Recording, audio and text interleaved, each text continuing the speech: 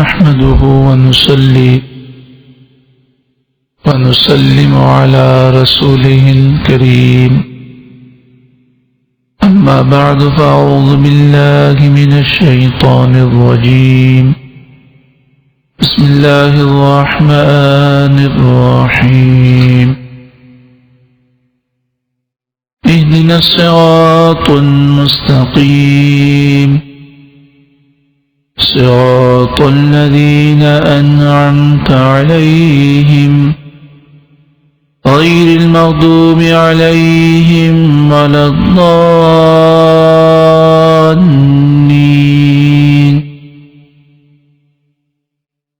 اللهم إنا نسألك العفو والعافية والمعافاة الدائمة في الدين والدنيا والآخرة.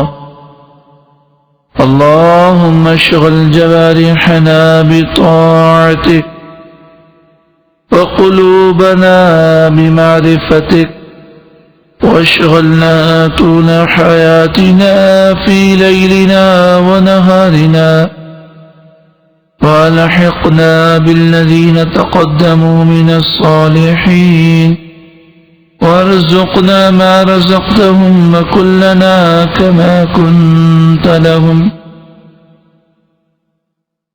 اللهم ربنا آتنا في الدنيا حسنة وفي الآخرة حسنة وقنا عذاب النار. آمين ثم آمين بجاه سيد المرسلين صلى الله عليه وآله وسلم. إن الله وملائكته يصلون على النبي يا أيها الذين آمنوا صلوا عليه وسلموا تسليما. اللهم صل على سيدنا ومولانا محمد وعلى آل سيدنا ومولانا محمد وبارك وسلم. اللهم صل على سيدنا محمد بن عبد الله ما ضاق أمر إلا وفرجه الله. صلاة وسلاما عليك يا سيدي يا سيدي يا سيدي يا مكي يا مدني يا رحمة للعالمين يا شفيع المذنبين يا خاتم النبيين يا سيد المرسلين يا نبي الله يا حبيب الله يا نور الله يا رسول الله. اللہ رب العالمین کا فضل ہے اور اسی کا کرم ہے کہ الحمدللہ ایک بار پھر ہم اس مبارک محفل میں جمع ہوئے ہیں جس کا مقصد معاشرے کی اصلاح کرنا ہے، جس کا مقصد ہمارے دلوں کو نور قرآن سے روشن و منور کرنا ہے، جس کا مقصد یہ ہے کہ حضور کی محبت پورے عالم میں مزید عام ہو جائے. اللہ رب العالمین ہم سب کی حاضری قبول و منظور فرمائے. ہر قدم پر ہر لمحے پر بے حساب رحمتیں، برکتیں اور نعمتیں عطا فرمائے. اور جس عنوان کے تحت ہم جمع ہوئے ہیں قرآن و حدیث کی روشنی میں، وہ عنوان ہمیں سمجھنے اور سمجھ کر اس پر عمل کرنے کی توفیق عطا فرمائے.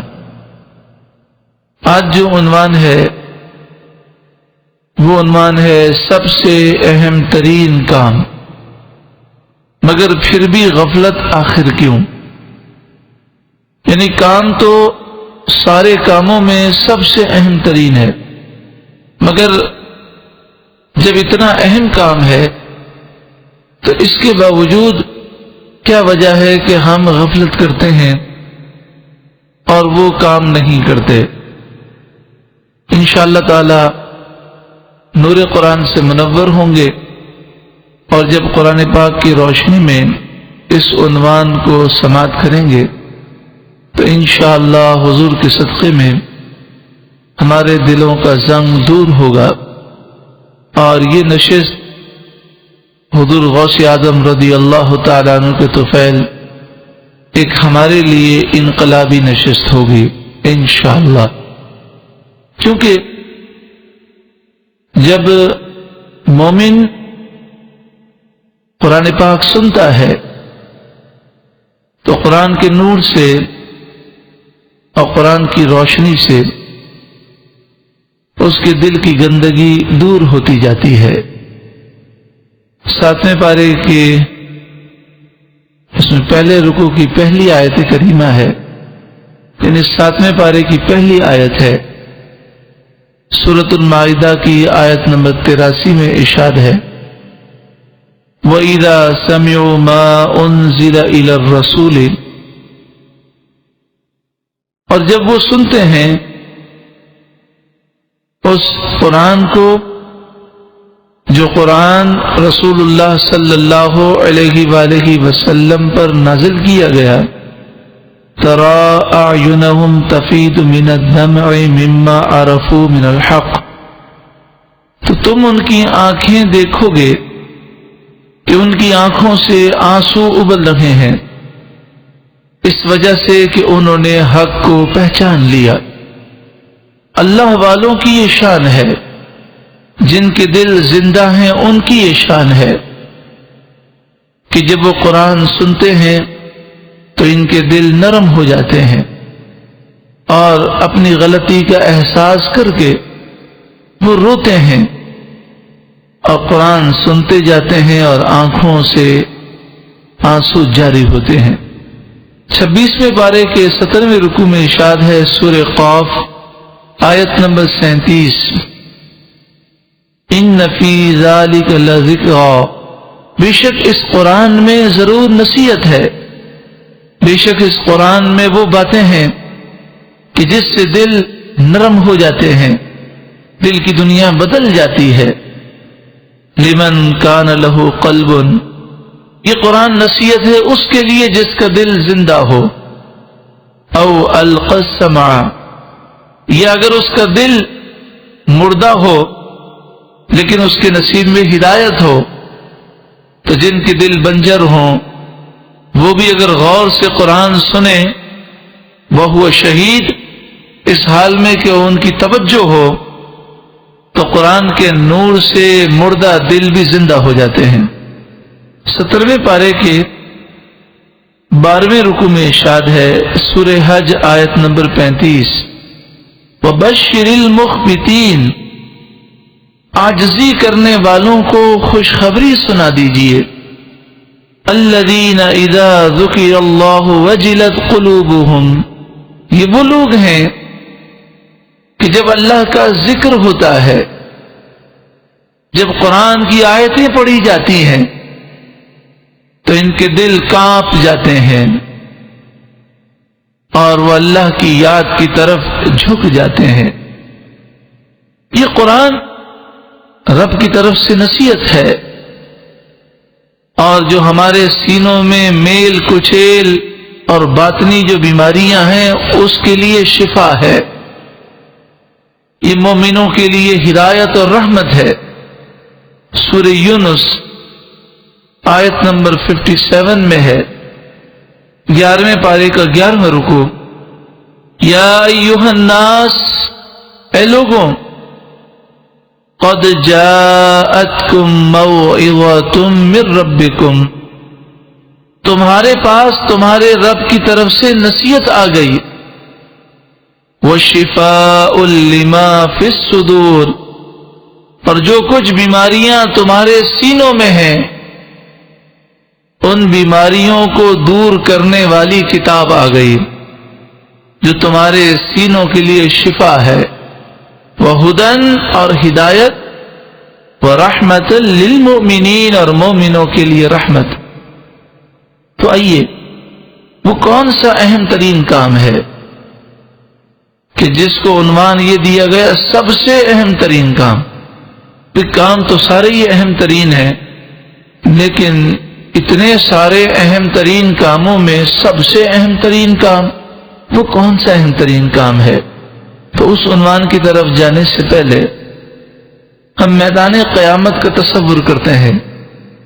وہ قیامت کا میدان کہ جس میں کوئی سایہ نہیں ہوگا، صرف عرش الہی کا سایہ ہوگا، اور عرش الہی کے سائے میں وہ کھڑے ہوں گے کہ جنہوں نے اللہ کو راضی کیا ہوگا.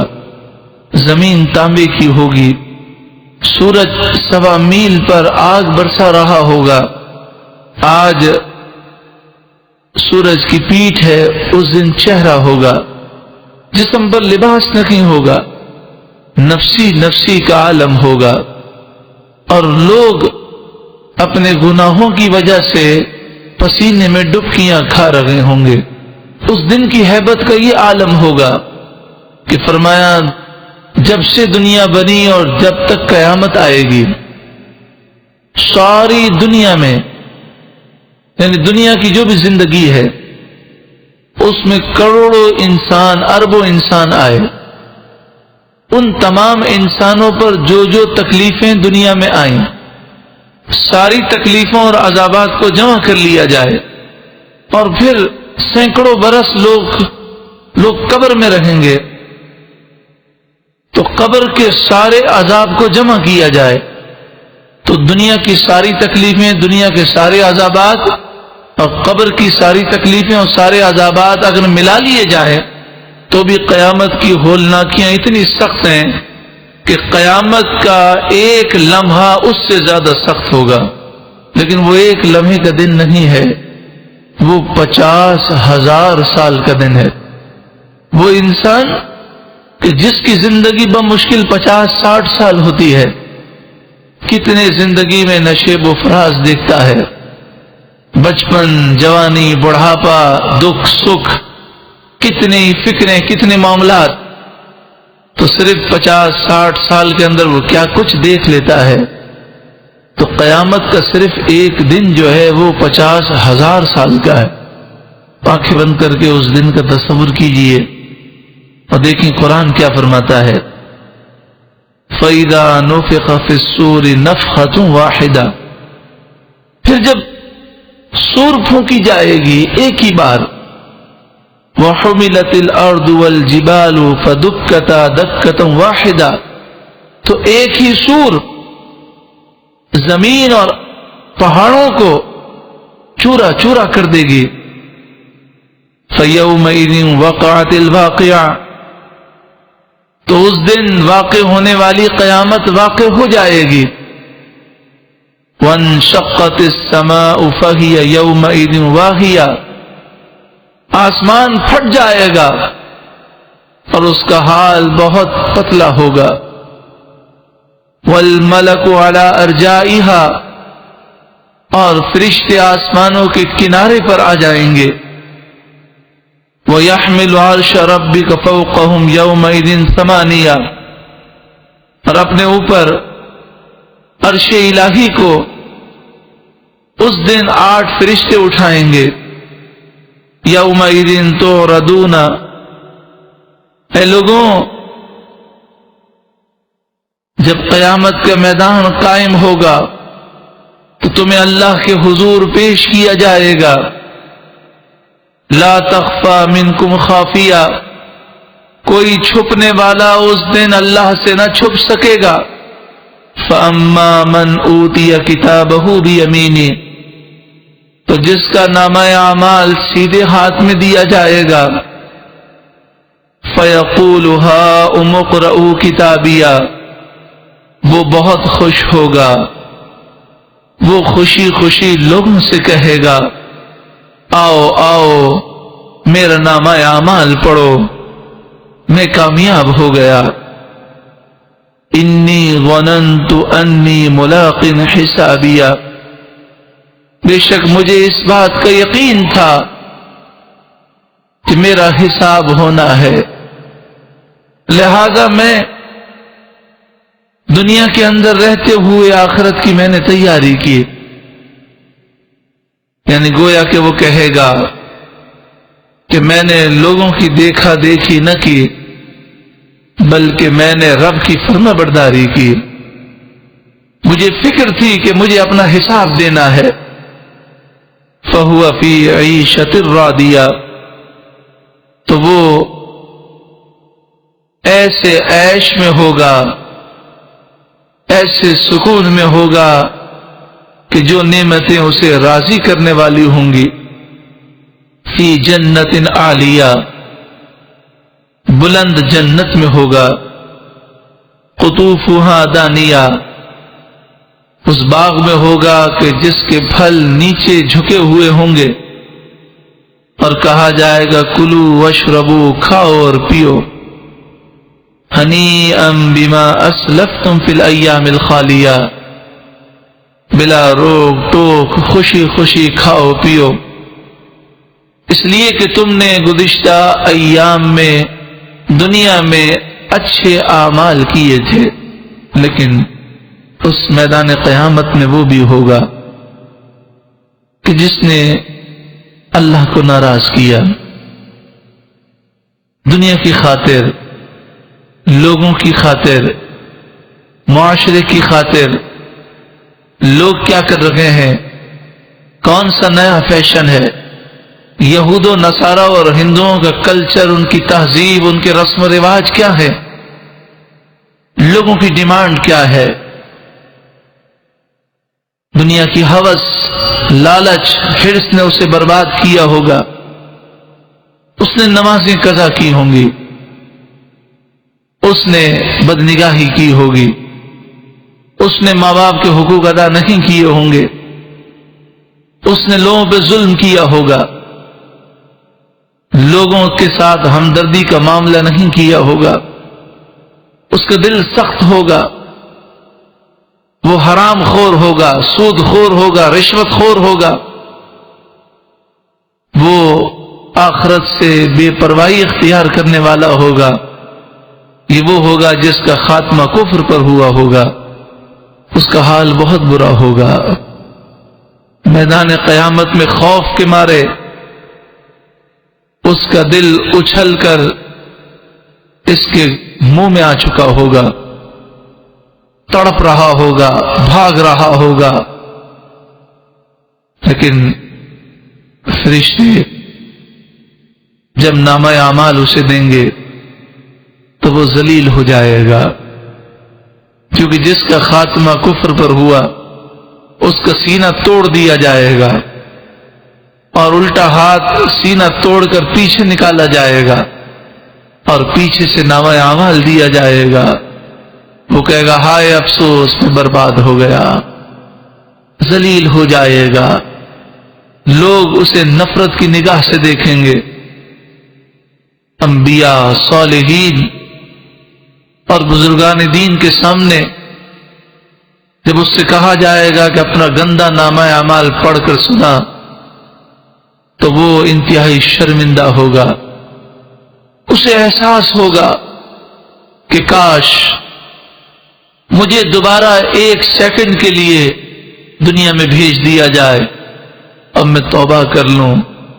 اسے احساس ہوگا کہ زندگی ایک بار ملی تھی، کاش میں نے قدر کی ہوتی تو یہ ذلت و رسوائی نہ ہوتی۔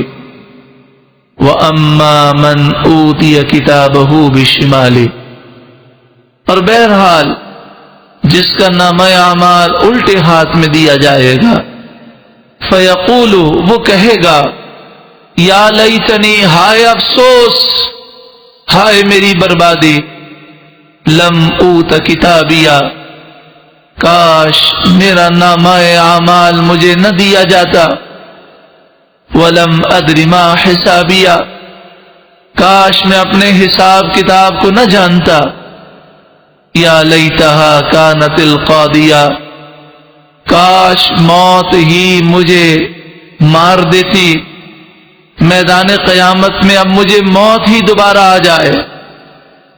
لیکن اب دوبارہ موت نہ آئے گی۔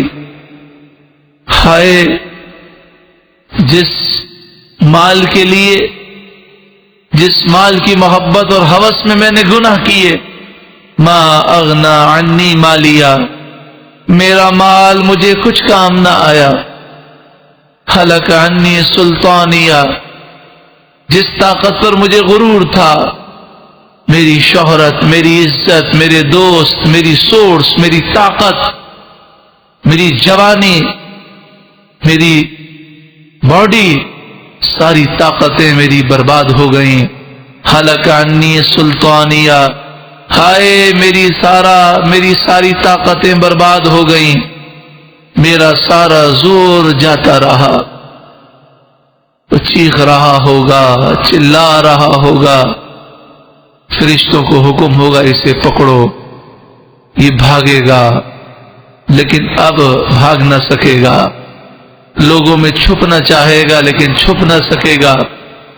کیا وہ منظر ہوگا کہ جب لوگوں کے درمیان سے فرشتے اس کے پیشانی کے بال پکڑیں گے اور اس کے پاؤں پکڑ کر گھسیٹتے ہوئے جہنم کی طرف لے جائیں گے. اللہ فرمائے گا خذوہ، اس مجرم کو پکڑو، فغلوہ، پھر اس کے گلے میں جہنم کی آگ کا توق ڈالو، ثم الجحیم صلو، پھر اسے جہنم میں پھینک دو، ثم فی سلسلۃ ذرعها 70 ذراعا فاسلکوا، پھر اس زنجیر میں اسے پرو دو کہ جس کا ناپ 70 ہاتھ ہے. تو زنجیر آگ کی اس کے جسم کے درمیان سے نکالی جائے گی. اللہ، ذرا سوچیں، کسی زندہ اگر مرغی کو یا کسی زندہ جانور کو گرم گرم سلاغ اس کے اندر ڈال دی جائے تو کیا کیفیت ہوتی ہے.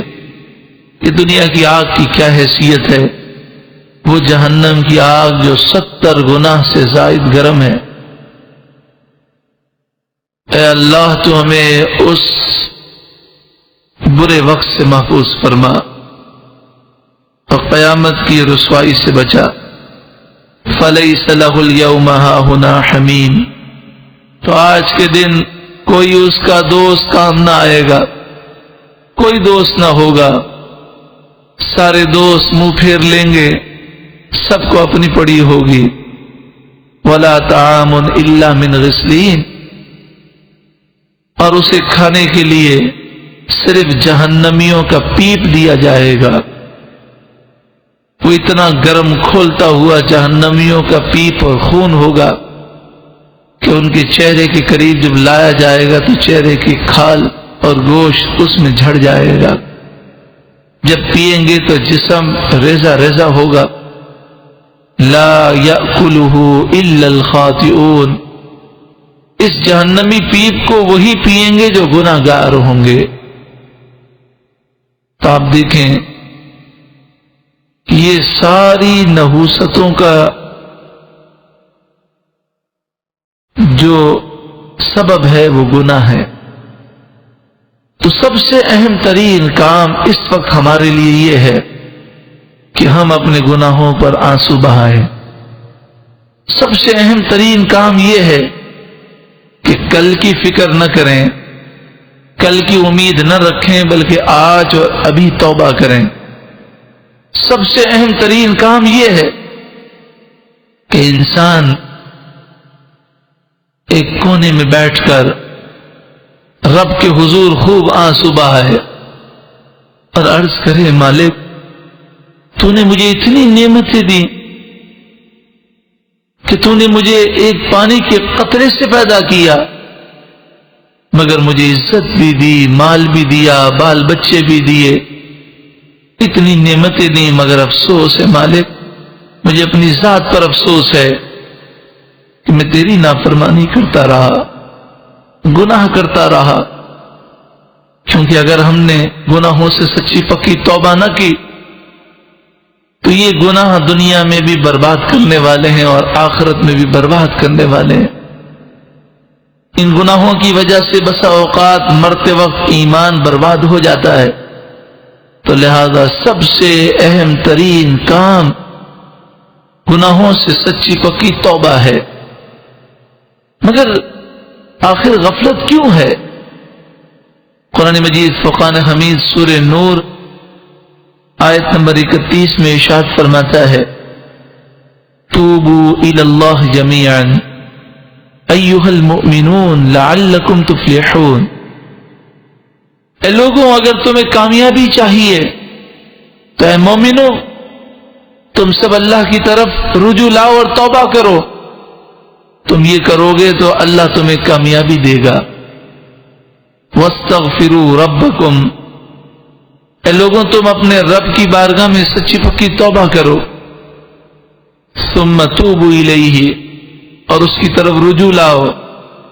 ان ربی رحیم ودود، بے شک میرا رب مہربان اور لطف فرمانے والا ہے۔ وَمَن يَعْمَلْ سُوءًا أَوْ يَظْلِمْ نَفْسَهُ، یہ سب سے اہم ترین کام ہے کہ ہم سچی پکی توبہ کریں، کیونکہ جب تک یہ سانس چل رہا ہے، جب تک موت کے فرشتے سامنے ظاہر نہیں ہوتے، توبہ کا دروازہ کھلا ہے۔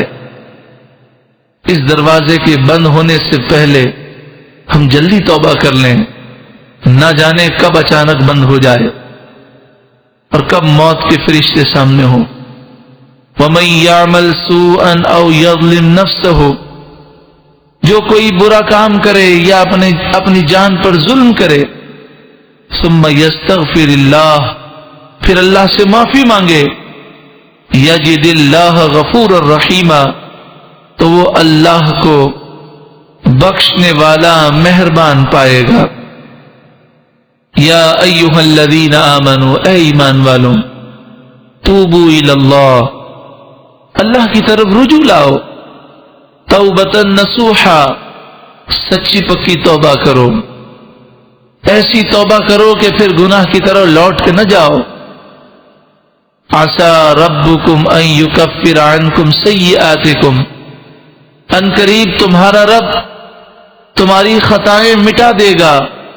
وَيُدْخِلَكُمْ جَنَّاتٍ تَجْرِي مِن تَحْتِهَا الْأَنْهَارُ، اور وہ تمہیں ایسی جنتوں میں داخل کرے گا جن کے نیچے نہریں رواں دواں ہیں۔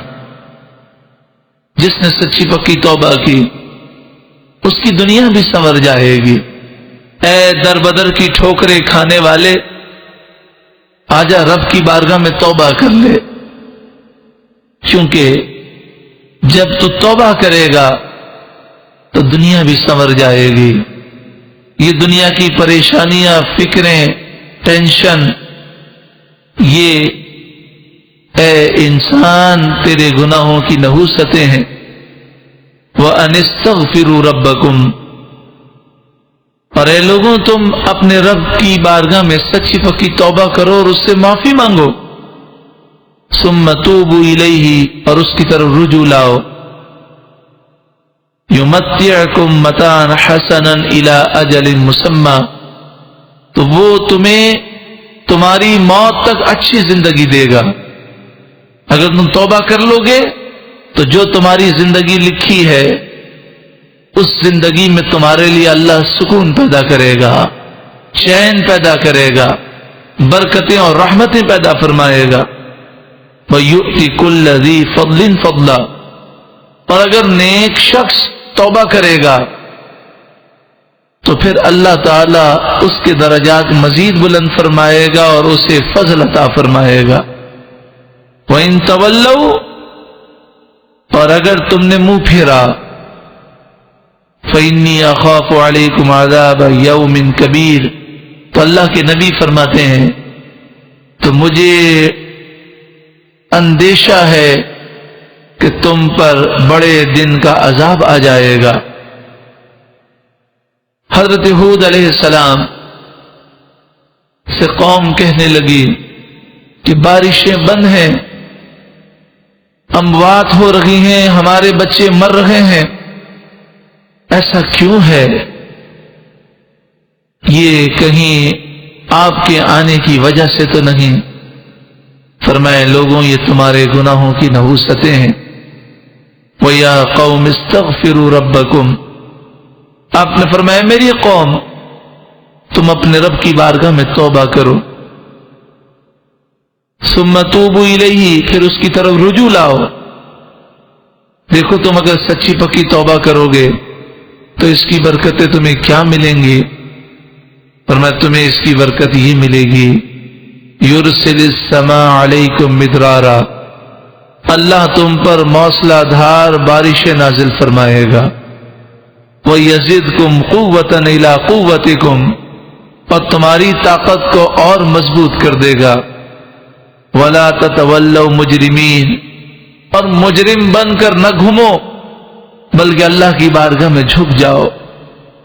حضرت نوح علیہ السلام نے عرض کی فَقُلْتُ، اے اللہ میں نے تو اپنی قوم سے یہ کہا استغفروا ربکم، اے لوگوں تم اپنے رب سے معافی مانگو، انہ کان غفارا، بے شک وہ بہت بخشنے والا ہے، یرسل السماء علیکم مدرارا، جب تم اللہ کی بارگاہ میں توبہ کر لو گے اور معافی مانگ لو گے تو اللہ تم پر آسمان سے موسلا دھار بارش کو نازل کرے گا، یعنی تمہاری پانی کی کمی دور ہو جائے گی، وَيُمْدِدْكُمْ بِأَمْوَالٍ وَبَنِينَ، اور اللہ مال اور اولاد سے تمہاری مدد فرمائے گا، یعنی تمہارے اولاد کا بھی تمہیں سکھ نصیب ہوگا اور تمہارے مال میں بھی برکت ہوگی، وَيَجْعَلْ لَكُمْ جَنَّاتٍ وَيَجْعَلْ لَكُمْ أَنْهَارًا، اور اللہ تمہارے لیے باغات پیدا کرے گا اور نہریں بنائے گا، یعنی تمہارے کاروبار میں وسعت ہوگی، برکت ہوگی، تمہاری فیکٹری، تمہاری دکان، تمہارے آفیسز میں، تمہارے کاروبار میں، تمہارے مال میں خوب برکتیں پیدا ہوں گی۔ مَا لَكُمْ لَا تَرْجُونَ لِلَّهِ وَقَارًا، تمہیں کیا ہو گیا کہ عزت کے حصول کے لیے در در کی ٹھوکریں کھاتے ہو، رب کے حضور حاضر ہو کر توبہ کر کے عزت کیوں حاصل نہیں کرتے؟ اپنوں پیارے بھائیوں، ان تمام آیتوں سے واضح طور پہ معلوم ہوا کہ اگر سچی پکی توبہ کر لیں گے تو اس کی برکت سے اتنا کرم ہوگا کہ ہماری ساری پریشانیاں دور ہوں گی، اور سب سے بڑھ کر یہ کہ قبر و آخرت کی تمام مصیبتیں ہم سے دور رہیں گی۔ ایک مقام پر قرآن مجید فرقان حمید نے اس بستی کا ذکر کیا کہ جس بستی میں امن تھا اور روزی بے حساب تھی، لیکن جب اس بستی نے اللہ کی نعمتوں کی ناشکری کی تو پھر بھوک اور خوف کا لباس ان پر مسلط ہوا۔ وَضَرَبَ اللَّهُ مَثَلًا قَرْيَةً كَانَتْ آمِنَةً مُطْمَئِنَّةً، اسی طرح سورہ روم آیت نمبر 41 میں فرمایا گیا کہ جب لوگوں نے گناہ کیے تو بے برکتی عام ہو گئی۔ ظہر الفساد فی البر والبحر بما کسبت ایدی الناس، اور سورہ طلاق آیت نمبر 2 اور 3 میں فرمایا کہ اگر لوگ سچی پکی توبہ کر لیں اور پرہیزگاری اختیار کریں تو کتنی برکتیں ملتی ہیں۔ وَمَن يَتَّقِ اللَّهَ يَجْعَل لَّهُ مَخْرَجًا، سچی توبہ کرنے والے اور پرہیزگاری اختیار کرنے والے کی ہر مشکل کو اللہ تعالیٰ آسان فرما دیتا ہے۔ وَيَرْزُقْهُ مِنْ حَيْثُ لَا يَحْتَسِبُ، اور اسے وہاں سے روزی دے گا جہاں سے اس کا گمان بھی نہیں ہوگا۔ اور سورہ فرقان آیت نمبر 70 میں ہے کہ جو توبہ کر لے اور پھر اچھے اعمال اختیار کرے فَأُولَئِكَ يُبَدِّلُ اللَّهُ سَيِّئَاتِهِمْ حَسَنَاتٍ، تو اللہ اتنا خوش ہوتا ہے، اتنا خوش ہوتا ہے کہ فرمایا سارے گناہوں کو اللہ تعالیٰ مٹا دے گا، صرف گناہ نہیں مٹائے گا بلکہ فرمایا گناہوں کو اللہ تعالیٰ نیکیوں سے بدل دے گا۔ ان اللہ یحب التوابین، جو بہت توبہ کرنے والے ہیں وہ اللہ کے محبوب بندے ہیں۔ بتائیے، جو اللہ کا محبوب بن جائے، جو اللہ کا پیارا ہو جائے، کیا اسے دنیا میں اور قبر و آخرت میں کوئی پریشانی ہو سکتی ہے؟ لیکن جب لوگ غریب ہوتے ہیں، بے بس ہوتے ہیں، بیمار ہوتے ہیں، تو اللہ کے حضور عاجزی کرنے والے ہوں، اور جب تندرست ہو جائیں، جب پریشانیاں دور ہو جائیں، اور جب مال کی کثرت ہو جائے تو انسان خوشی کے موقع پر گناہ کرے، تو یہ بہت بڑی ناشکری ہے۔ قرآن نے قارون کا ذکر کیا،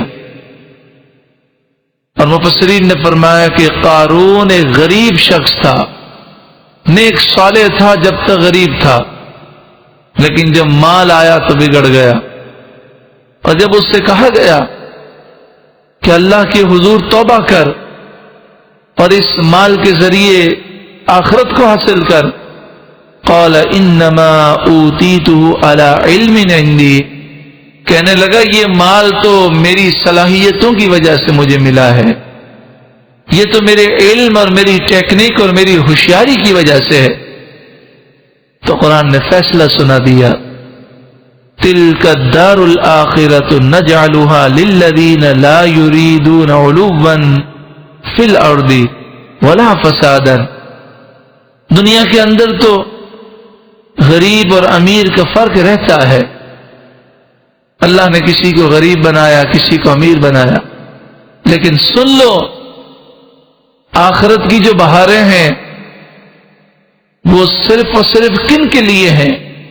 فرمایا ہم نے آخرت کی نعمتیں صرف ان لوگوں کے لیے بنائی ہیں جو زمین میں غرور نہیں کرتے اور فساد نہیں کرتے، والعاقبۃ للمتقین، اور اچھا انجام صرف پرہیزگاروں کے لیے۔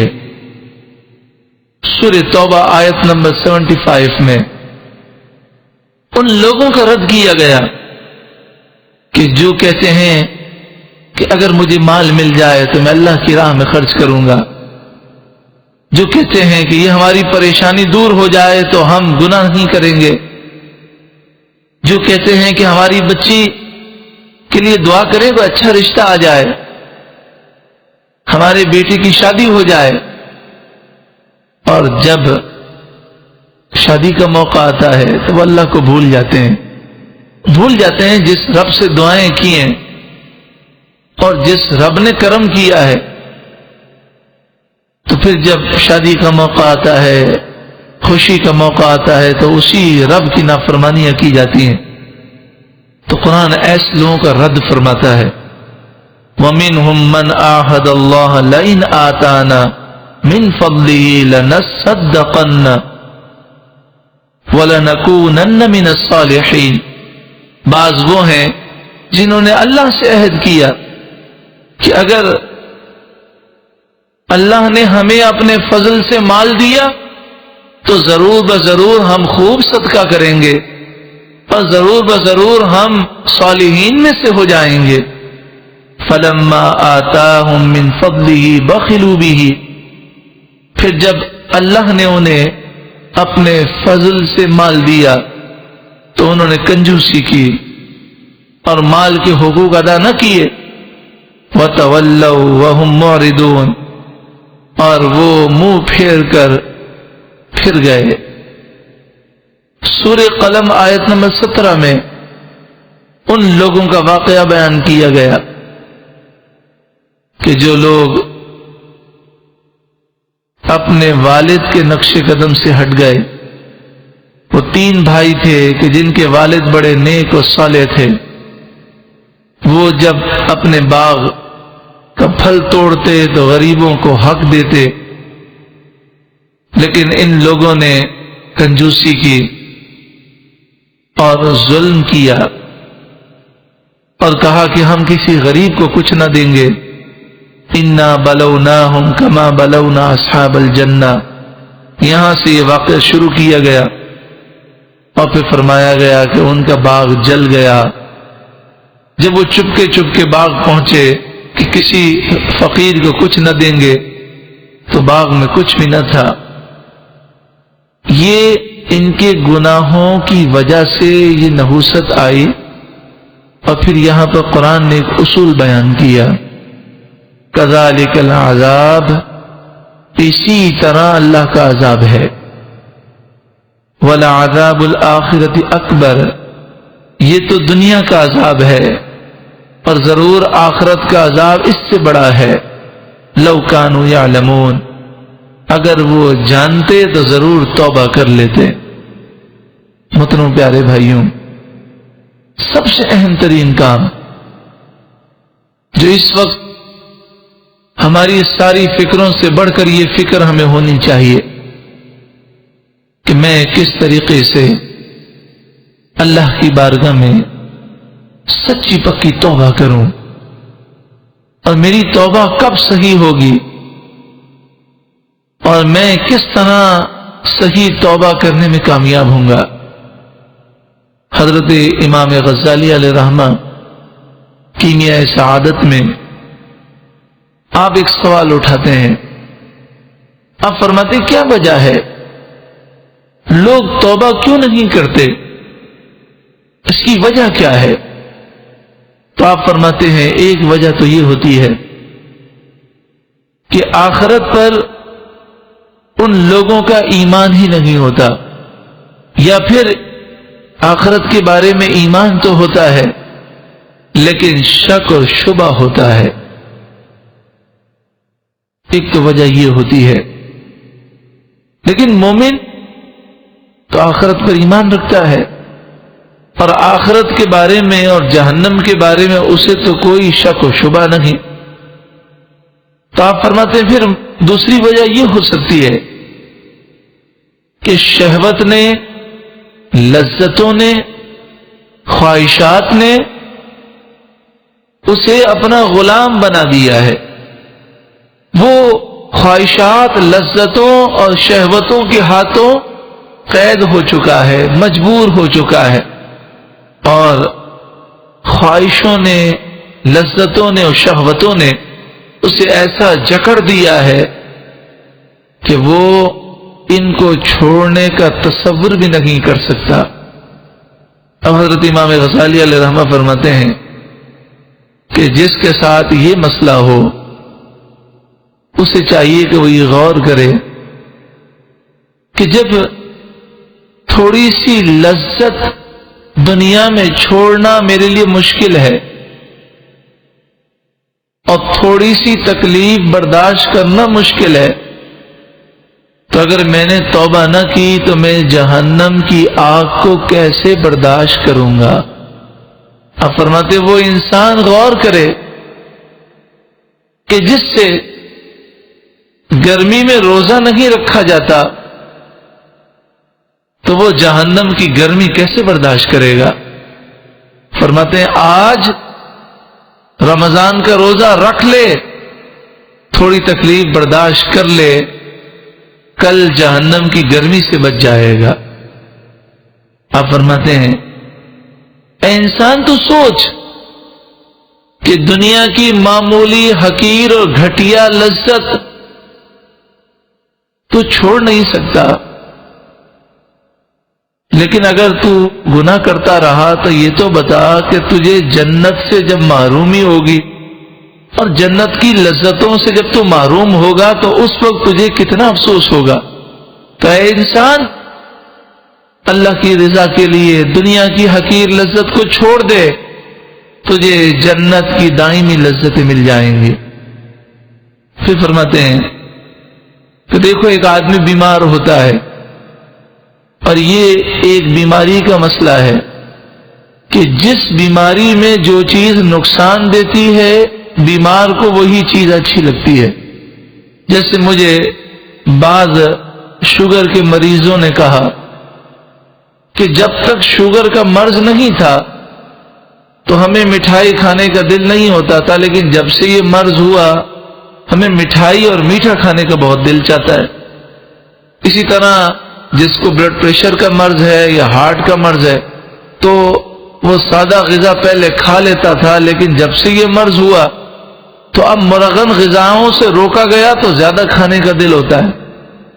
تو حضرت امام غزالی فرماتے ہیں کہ اے انسان، تو بھی کیسا عجیب ہے کہ تجھے کوئی بیماری ہو جائے اور کوئی کافر ڈاکٹر بھی کہہ دے کہ یہ چیز تجھے بڑی اچھی لگتی ہے لیکن اس بیماری میں تیرے لیے نقصان دہ ہے، تو اس امید پر کہ مجھے شفا مل جائے اس کے لیے تو اپنی لذت بھری چیز کو چھوڑ دیتا ہے۔ صرف یہ امید ہوتی ہے کہ چھوڑ دوں گا تو مجھے شفا مل جائے گی۔ تو فرماتے ہیں کہ تو یہ کیوں نہیں سوچتا کہ اگر تو اللہ اور اس کے رسول کے حکم پر عمل کرے گا تو تجھے دائمی بادشاہت مل جائے گی، دنیا بھی تیرے ہاتھ میں ہوگی اور آخرت بھی تیرے ہاتھ میں ہوگی، تو اتنی بڑی کامیابی کو پانے کے لیے کچھ لذتیں کیوں نہیں چھوڑتا؟ آپ نے فرمایا کہ ایک تیسری وجہ ہے گناہ سے توبہ نہ کرنے کی، وہ یہ کہ شیطان انسان پر یہ حملہ کرتا ہے کہ نقد کی اہمیت ہوتی ہے اور ادھار کی اہمیت لوگوں کے ذہنوں میں کم ہوتی ہے، تو وہ کہتے ہیں کہ دنیا کی زندگی یہ نقد ہے اور آخرت ادھار ہے، لہذا ابھی نقد کی فکر کرو، ادھار دیکھی جائے گی۔ حضرت امام غزالی علیہ رحمہ فرماتے ہیں کہ اے انسان، تو ادھار اور نقد کی باتیں کرتا ہے، ہو سکتا ہے جسے تو ادھار سمجھ رہا ہے وہ آج ہی نقد ہو جائے، چونکہ آنکھ بند ہوتے دیر نہیں لگتی، اور ملک الموت اچانک سے تیرے سامنے آ جائیں تو جسے تو ادھار سمجھ رہا ہے وہ تیرے سامنے ہوگا، لہذا اس ادھار کو ادھار نہ سمجھ بلکہ نقد سمجھ۔ یاد رکھ، حقیقی زندگی جو ہے وہ آخرت کی زندگی ہے۔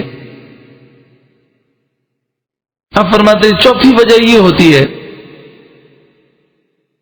کہ مومن یہ سوچتا ہے کہ ہاں مجھے گناہوں سے توبہ کرنی ہے، انشاءاللہ میں نیک بن جاؤں گا، بس ابھی آج کا دن گزر جائے کل توبہ کر لوں گا، ذرا یہ کام ہو جائے پھر توبہ کر لوں گا، ذرا ایک عمرے کی سعادت مل جائے پھر توبہ کر لوں گا، بس اس سال آپ دعا کریں حج پہ چلا جاؤں، حج سے واپس آ کر پھر گناہ نہیں کروں گا، بس رمضان المبارک جیسے ہی شروع ہوگا میں توبہ کر لوں گا، یا رجب شروع ہوگا تو رجب سے مجھے روزے رکھنے، میں انشاءاللہ توبہ کر لوں گا۔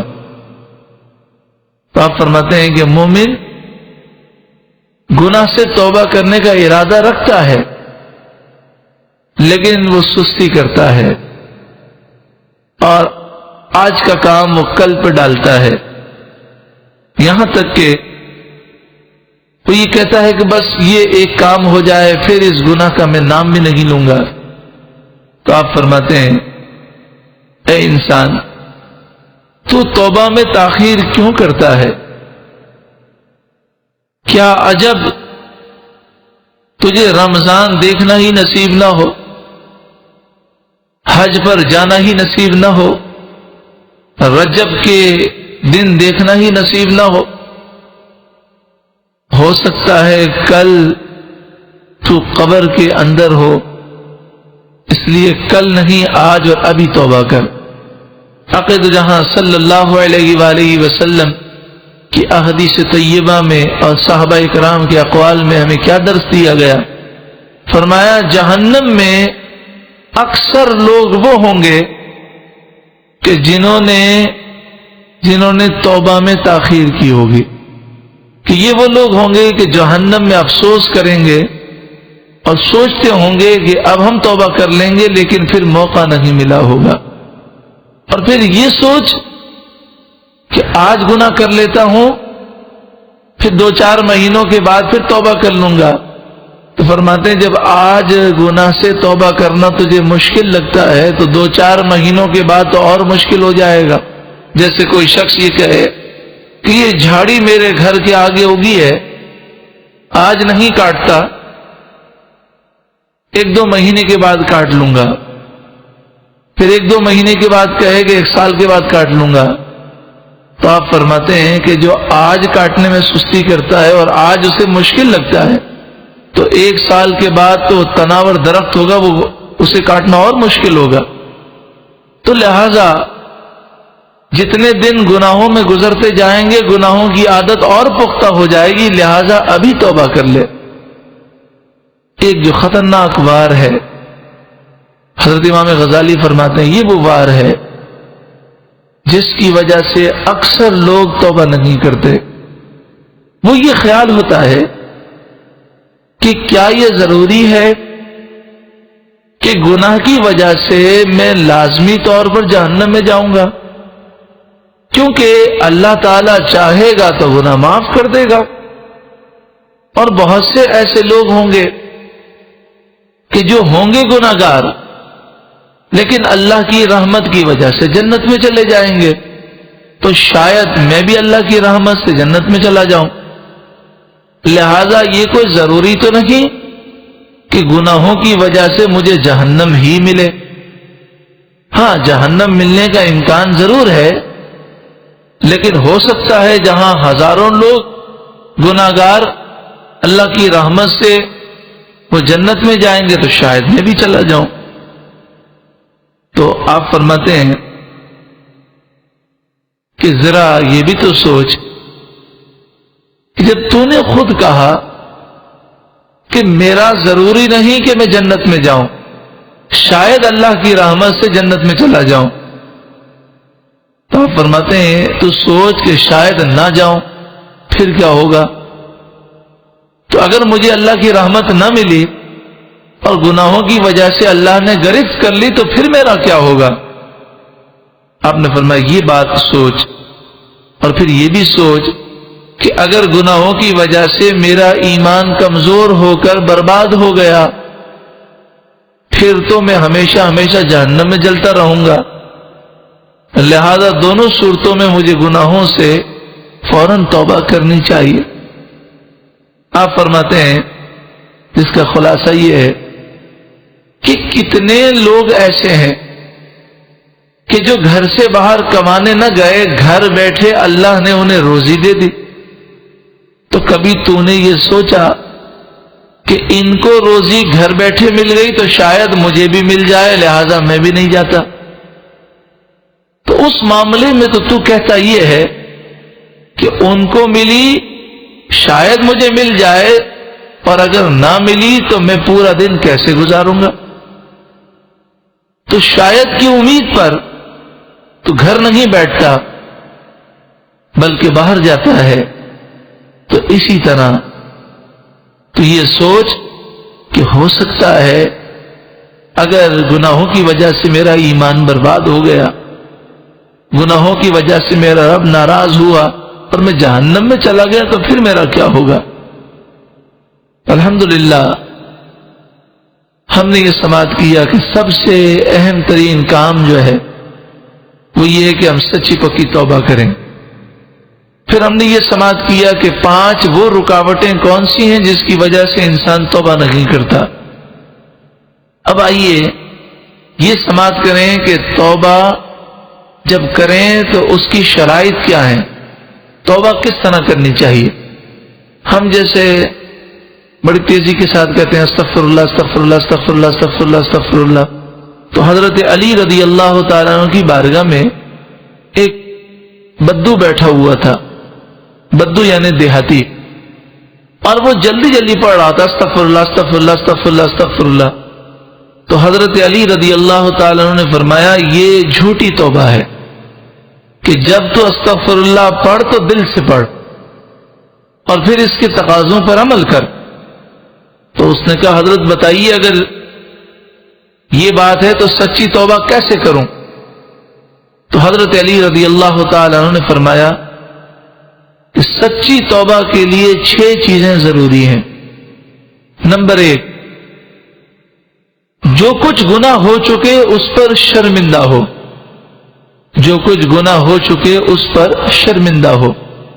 گناہوں پر شرمندہ انسان اس وقت ہوگا جب وہ گناہ کو گناہ مانے گا۔ جب گناہ کو انسان گناہ ہی تصور نہ کرے تو پھر شرمندہ کیسے ہوگا؟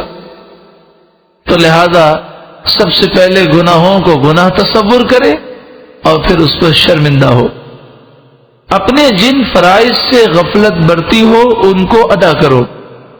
پھر آپ فرماتے ہیں توبہ کا طریقہ یہ ہے کہ جو فرائض تم سے رہ گئے اسے ادا کرو، جس کا حق مارا ہو اس کو ادا کرو، جس کو تکلیف پہنچائی ہو اس سے معافی مانگو، اور آئندہ گناہ نہ کرنے کا پختہ ارادہ کرو۔